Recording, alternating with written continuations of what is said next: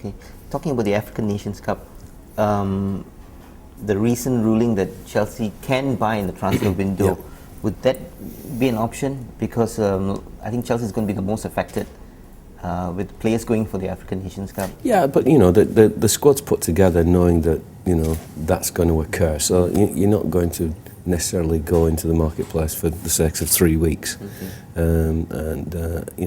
January is never the most obvious time to start rebuilding the squad. Most players that you're looking for only become available in summer. So whilst there may be some activity, it's certainly not going to be just based around African nations. Okay, so you feel that Chelsea have a squad able to cope on two fronts, domestic as well as Champions League? No, definitely, and that's what has been built over the last 5 years. That with those two competitions in mind. All right. Going forward, what's the future of EPL? I don't know if you yourself said it, but other people have said it in the past. Could it be a European Super League, the way the Champions League is headed right now? Is that the future? No, I mean, I think what we've got a very, very strong domestic league. We've also got I think we've got the European Super League called the Champions League. Yeah. I mean, clearly our fans want the best football, and I'm not sure anybody is looking to play Real Madrid 5 or 6 times a season. Okay. I think this complementary competition is what everybody's looking for. The two really top class competitions. They're well run, they're well respected. One complements the other. So I don't think there's going to be. I think there's a lot of concentration on making sure that we keep the standards, we keep the product where it is, and we continue to look at ways to reinvest to make sure that we stay there. Sure.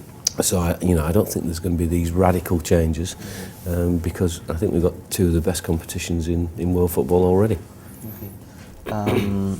It's arguable. People say that EPL is the best league in the world. It's definitely the most watched.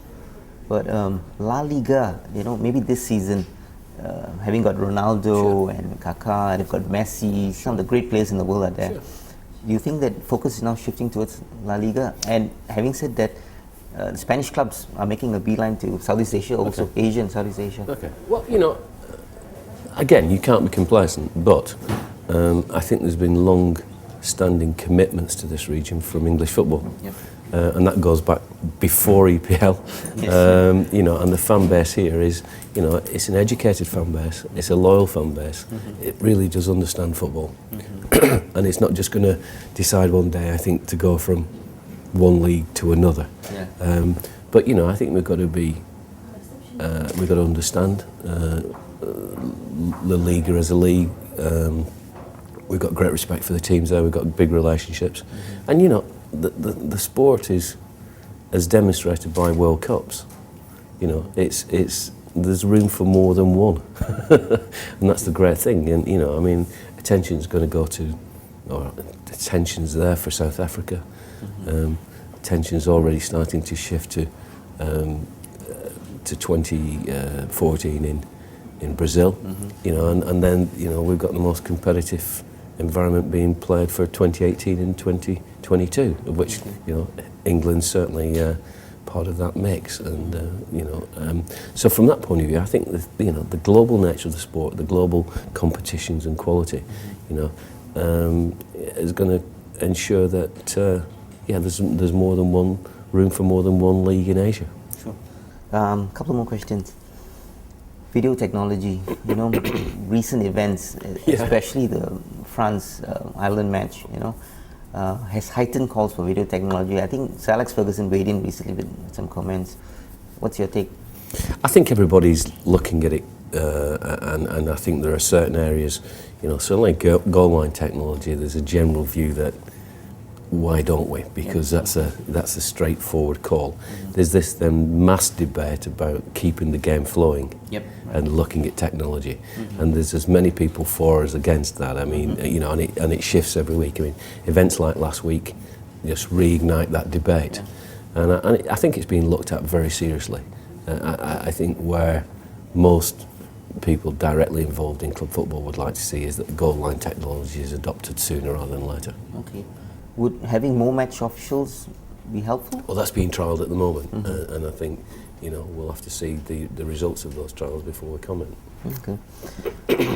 Last question. You've had a fantastic career. You've led. I've not finished yet. Sorry, I didn't mean it that way. But you've led two biggest clubs, arguably in the world. Yeah. Chelsea is definitely one of the richest. Yeah. Any regrets? I don't know. For me personally, if you go back in time, 2003, any regrets leaving United, say going to Chelsea? No, I've had, quite honestly, no. I have been involved in football for over 25 years. We built a sports business with Umbro that became an international sports business around football. I then got involved with football with Manchester United, which had been a tremendous successful football club, and it was great to be part of that, to move it on commercially, and also be there when they won the treble and their second European Cup. The job with Chelsea was very different, and over the last 5 years we've definitely built the fan base, built the commercial entity, and built a team that's capable of competing at the very highest level. So from those points of view, I don't see how you can sit here and have a regret. Sure. So the answer to no, and every one of those events and every one of those days brings a different challenge. And I'm just, at the stage now where I'm personally looking at, that next phase in Peter Kenyon's career. I will always have great friends. I'll always have great memories of being involved with what I think are, are today and will remain tomorrow two of the greatest football clubs in the world. Yeah, okay. The result you look forward to over the weekend, the first result, go on, you turn the back pages. Well, I'm at Chelsea, because I'm still involved. That's obvious, and okay. And a lot of the team that are there have been instrumental in bringing in or developing or being part of it, and and therefore you can only really be involved in that level and be completely absorbed.